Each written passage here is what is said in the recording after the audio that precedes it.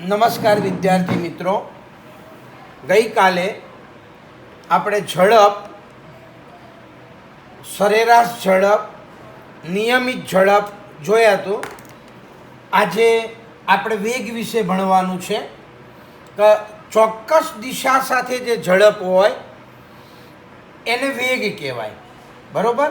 તો વેગ એટલે શું? તો ગતિમાન પદાર્થના, યાદ રાખજો, ઝડપમાં આપણે પદાર્થે કાપેલું અંતર, એકમ સમયમાં પદાર્થે કાપેલા અંતરને ઝડપ કહેતા હતા. અહીં આગળ ગતિમાન પદાર્થે એકમ સમયમાં કરેલા સ્થાનાંતરને, ઝડપમાં અંતર આવે અને વેગમાં સ્થાનાંતર આવે, આટલું યાદ રાખવાનું. બરોબર? તો આપણે વેગ,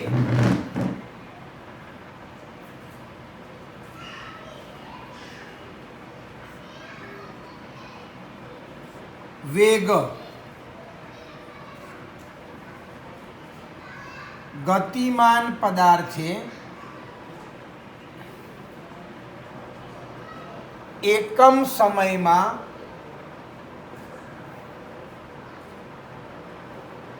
કરેલા સ્થાનાંતરને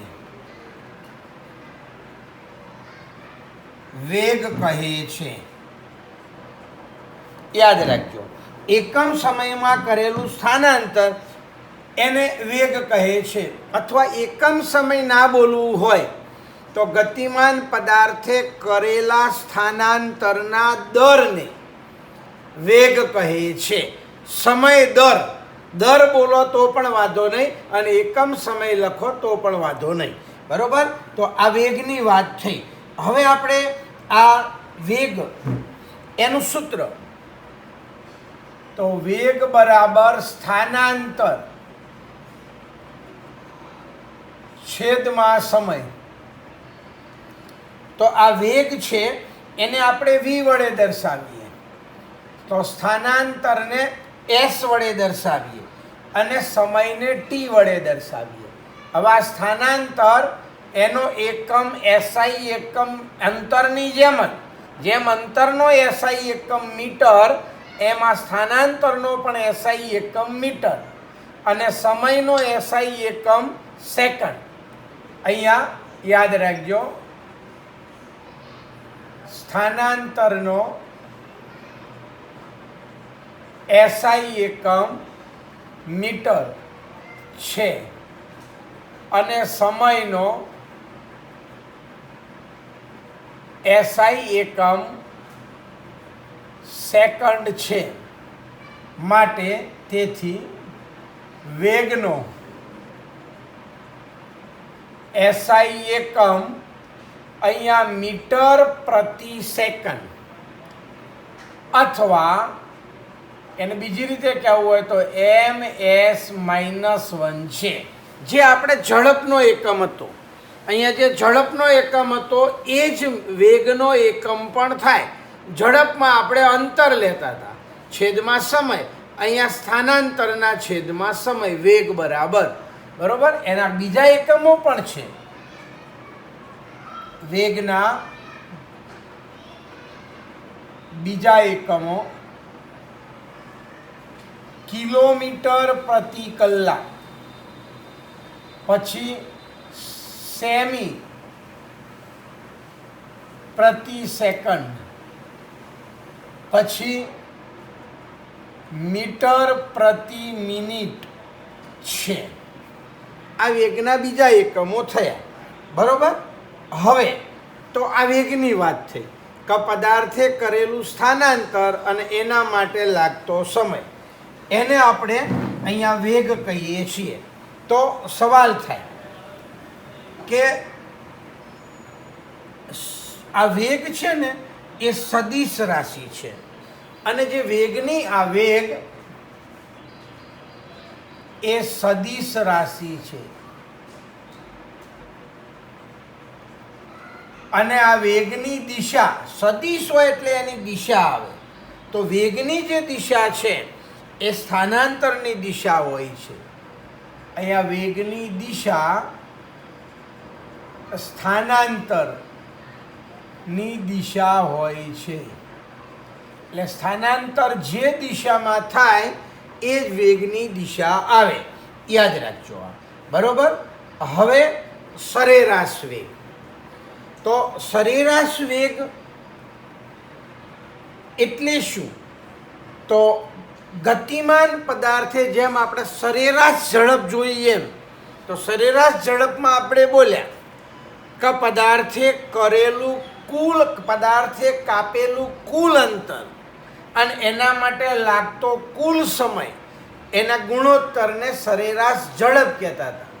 એમ અહીંયા સરેરાશ વેગ તો પદાર્થે કરેલું કુલ સ્થાનાંતર અને તે માટે લાગતો કુલ સમયગાળો, એના ગુણોત્તરને સરેરાશ વેગ કહે છે.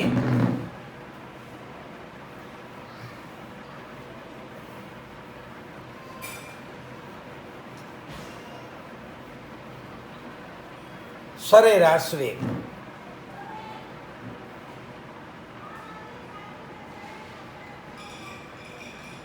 સરેરાશ વેગ તો ગતિમાન પદાર્થે કરેલા કુલ સ્થાનાંતર અને તે માટે લાગતો કુલ સમયગાળો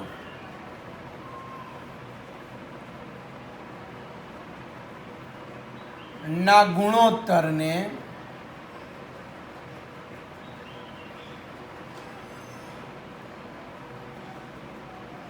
સરેરાશ વેગ કહે છે. બરોબર. એને સરેરાશ વેગ કહે છે. એને વી એવરેજ આવે એને, તેને સંકેતમાં સરેરાશ ઝડપની જેમ જ વી એવરેજ, VAR એટલે એને એવરેજ કહેવાય. તો VAR વડે દર્શાવાય છે.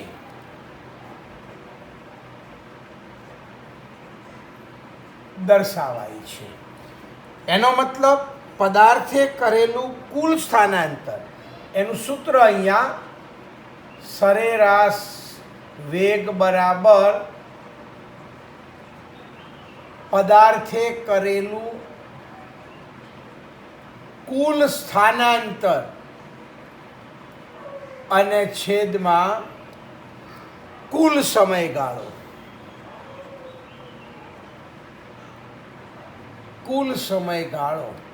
આ સરેરાશ વેગની વાત થઈ. બરોબર. તો યાદ રાખજો, અહીંયા કહેવાનો મતલબ કે સરેરાશ વેગ છે એ કેવા સંજોગોમાં આપણે સરેરાશ વેગ શોધવાની જરૂર પડે. તો પદાર્થનો વેગ અચળ હોઈ શકે અથવા ચલિત પણ હોઈ શકે. ચલિત એટલે બદલાઈ શકે. વેગ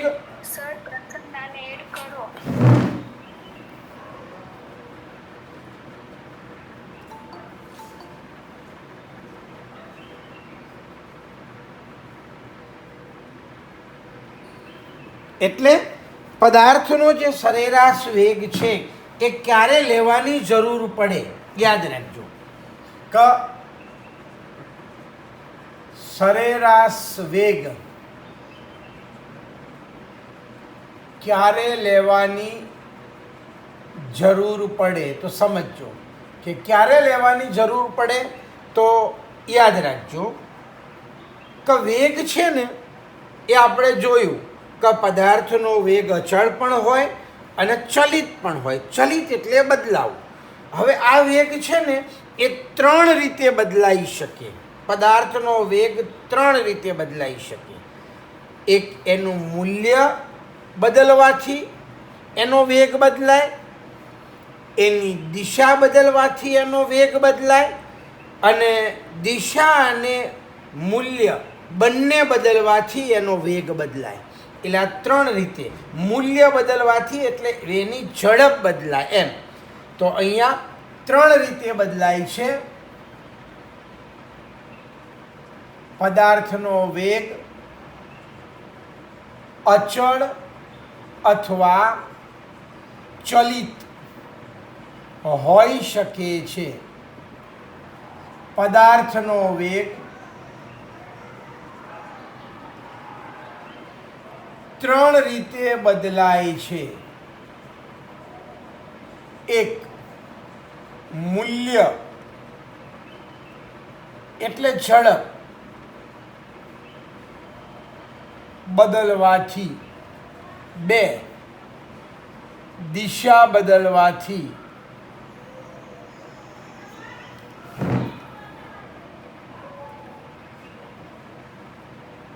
દિશા બદલવાથી.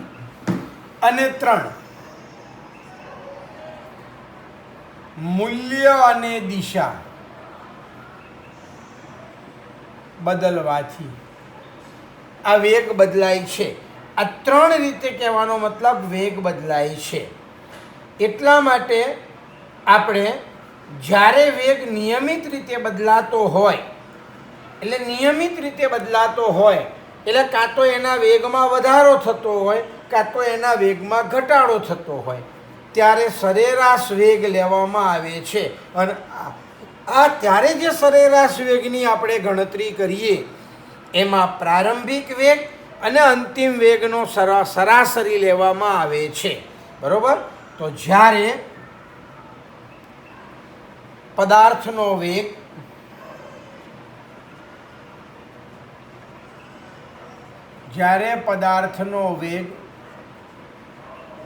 નિયમિત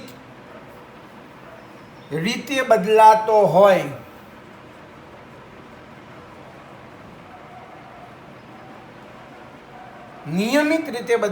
હોય ત્યારે ગતિના દરનું મૂલ્ય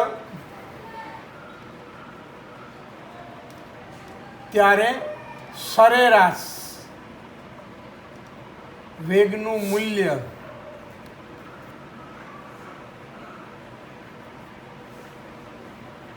લેવામાં આવે છે. અને આની અંદર જ્યારે સરેરાશ વેગનું મૂલ્ય લેવામાં આવે ત્યારે આપણે એનું ડાયરેક્ટ સૂત્ર કે સરેરાશ વેગ બરાબર પ્રારંભિક વેગ વત્તા અંતિમ વેગ છેદમાં 2. એટલે વી ઓફ એવરેજ બરાબર પ્રારંભિક વેગને આપણે યુ વડે દર્શાવીએ, અંતિમ વેગને વી વડે દર્શાવીએ, છેદમાં 2. આ આપણું સરેરાશ વેગનું સૂત્ર થયું. જ્યારે કહેવાનો મતલબ નિયમિત રીતે વેગ બદલાતો હોય ત્યારે આ પ્રમાણે પ્રારંભિક વેગ વત્તા અંતિમ વેગ છેદમાં 2 એ રીતના આપણે સરેરાશ વેગ લેવામાં આવે છે. આ સરેરાશ વેગની વાત થઈ. હવે નિયમિત વેગ.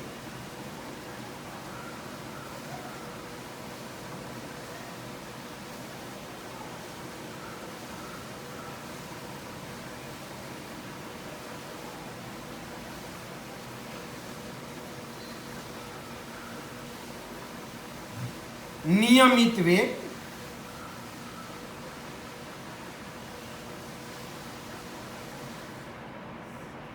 આ નિયમિત વેગ આપણે બોલીએ અથવા અચળ વેગ.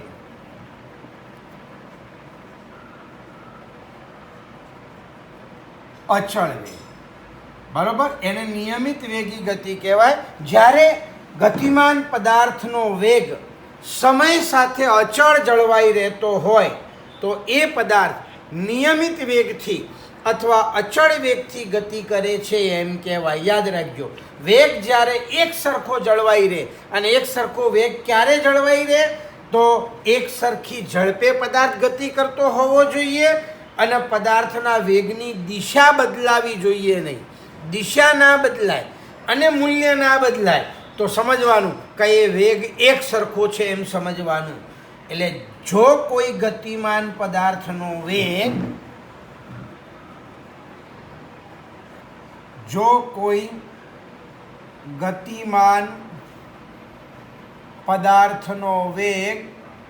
સમય સાથે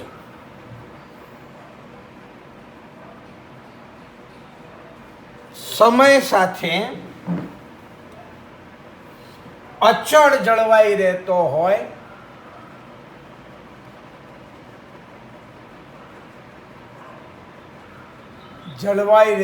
હોય તો તે પદાર્થ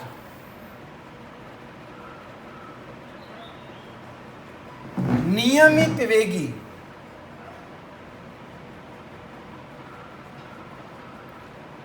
અથવા અચળ વેગી ગતિ કરે છે તેમ કહેવાય. બરોબર? એટલે એનો વેગ અચળ જળવાઈ રહેતો હોય તો એને નિયમિત વેગી ગતિ કરે છે એમ કહેવાય. હવે નિયમિત વેગી ગતિ માટેની બે શરતો છે, યાદ રાખજો.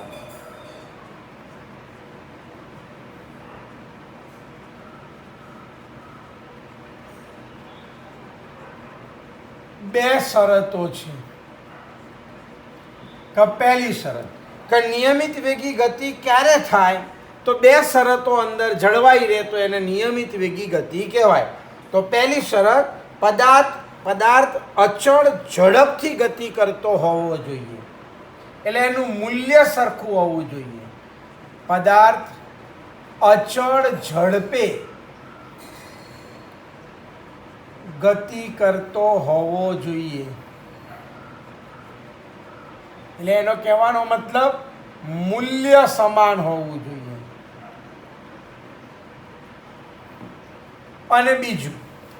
અને બીજી શરત કે પદાર્થના વેગની દિશા બદલાવી જોઈએ નહીં. પદાર્થના વેગની દિશા બદલાવી જોઈએ નહીં. જો આ બે શરતોનું પાલન થાય તો આપણે સમજવાનું કે પદાર્થ અચળ વેગે અથવા નિયમિત વેગે ગતિ કરે છે એમ કહેવાય. બરોબર? હવે આપણે એનો તફાવત જોવાનો છે. આપણે ઝડપ અને વેગ આ બંને ભણ્યા તો આપણે એનો તફાવત જોવાનો છે. ઝડપ અને વેગ તફાવત.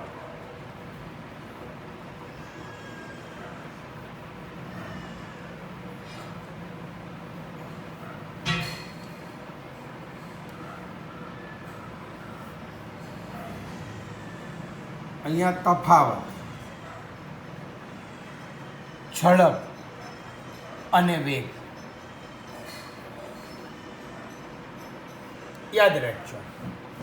તો આપણે એની પહેલાં તો બંનેમાં એની આપણે વ્યાખ્યા લખી નાખવાની. તફાવત લખતા હોઈએ ને ત્યારે એની વ્યાખ્યા લખી નાખવાની. તો પહેલી વ્યાખ્યા, પદાર્થે એકમ સમયમાં કાપેલા અંતરને પદાર્થની ઝડપ કહે છે. અને આમાં પદાર્થે એકમ સમયમાં કરેલા સ્થાનાંતરને પદાર્થનો વેગ કહે છે. એટલે આપણે એની પહેલા વ્યાખ્યા લખી નાખવાની. આ એક, પદાર્થે એકમ સમયમાં કાપેલા અંતરને પદાર્થની ઝડપ કહે છે. અને અહીંયા પહેલો મુદ્દો, પદાર્થે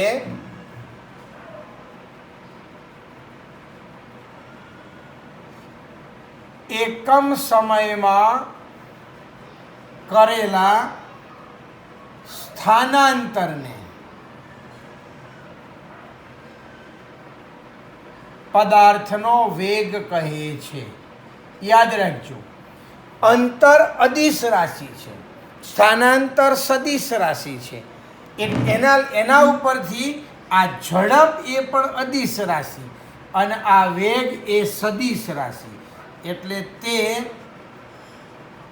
અદિશ રાશિ છે. અને બીજું, તે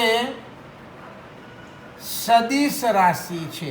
પરીક્ષામાં તમારે બે મુદ્દા લખવાના હોય એટલે આ બે મુદ્દા તો આપણા થઈ ગયા, બરાબર. એક એની વ્યાખ્યા અને બીજું એ અદિશ રાશિ છે અને તે સદિશ રાશિ છે, યાદ રાખજો. હવે આપણે એનું સૂત્ર, ત્રીજો મુદ્દો, સૂત્ર. અહીંયા ઝડપ બરાબર પદાર્થે કાપેલું અંતર છેદમાં સમય, એના માટે લાગતો સમય. અને અહીંયા ત્રીજો મુદ્દો, અહીંયા વેગ, તો પદાર્થે કરેલું સ્થાનાંતર અને છેદમાં સમય. આ એનું સૂત્ર થયું. હવે યાદ રાખજો ખાસ ચોથો મુદ્દો, કે આ અંતર છે ને એ ક્યારે ઋણ ના આવે. એટલે અંતર ઋણ ના આવે, અંતર 0 હોઈ શકે, કે બિલકુલ અંતર ના કાપ્યું હોય, ત્યાંના ત્યાં પદાર્થ હોય તો એનું અંતર 0 કહેવાય. એટલે અંતર 0 હોય અથવા ધન હોય. એટલે ઝડપ પણ ક્યારે ઋણ ના આવે, ઝડપ ધન જ હોય અથવા 0 હોય, બરોબર. તો ઝડપ ધન અથવા શૂન્ય હોઈ શકે. આ ચોથો મુદ્દો. ઝડપ ધન અથવા શૂન્ય હોઈ શકે, પરંતુ ઋણ ન હોઈ શકે. એટલે ઋણ ક્યારે ના હોય ઝડપ, યાદ રાખજો. અને અહીંયા આ વેગ છે એ સ્થાનાંતર ધન પણ હોય, 0 પણ હોય અને ઋણ પણ હોય. એટલે વેગ ધન પણ હોઈ શકે, શૂન્ય પણ હોઈ શકે અને 0 પણ હોઈ શકે. એટલે સોરી ઋણ પણ હોઈ શકે. એટલે અહીંયા વેગ ધન, ઋણ અથવા શૂન્ય હોઈ શકે. તો આ એનો તફાવત હતો. ઓકે, હવે સમજો. આપણે ચોપડીમાં પહેલાં પ્રશ્નો આપ્યા છે. જુઓ પાના નંબર 102 પાના નંબર ઉપર. એમાં ઝડપ અને વેગનો ભેદ સ્પષ્ટ કરો. તો આપણે આ તફાવત આપ્યો. હવે એમ કહે છે કઈ પરિસ્થિતિમાં વસ્તુના સરેરાશ વેગ અને સરેરાશ ઝડપના મૂલ્યો સમાન હોય.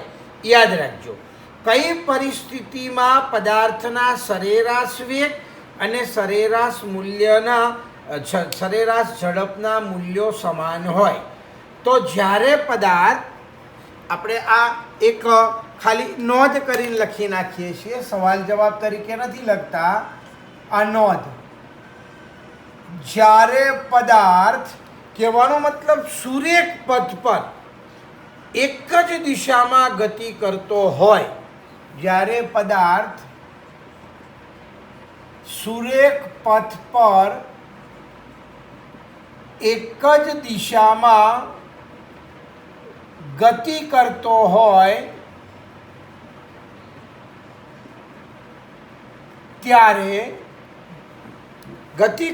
હોય ત્યારે તેના સરેરાશ વેગ અને સરેરાશ ઝડપ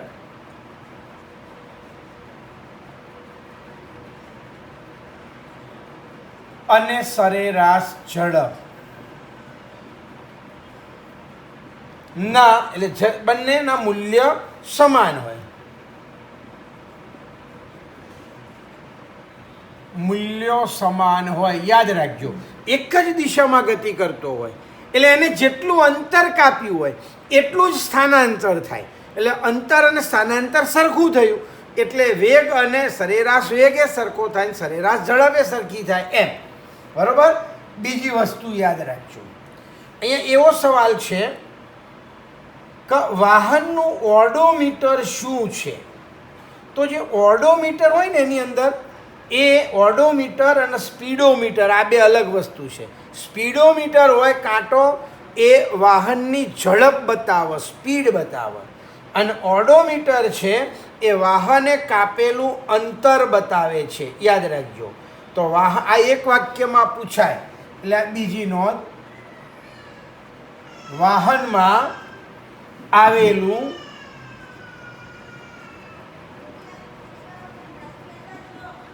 ઓડોમીટર, આ ઓડોમીટર છે એ વાહને કાપેલું અંતર માપે છે.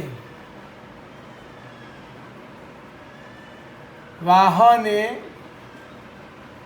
કાપેલું અંતર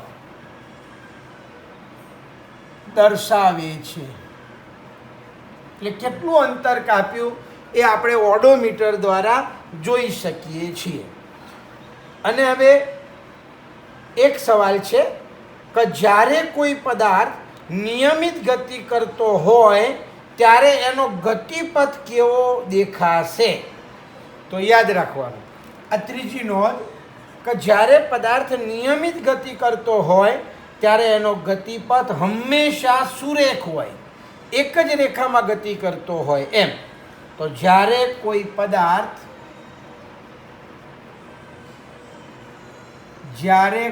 પદાર્થ નિયમિત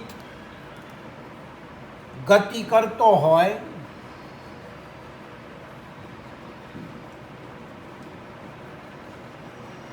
ત્યારે તેનો ગતિપથ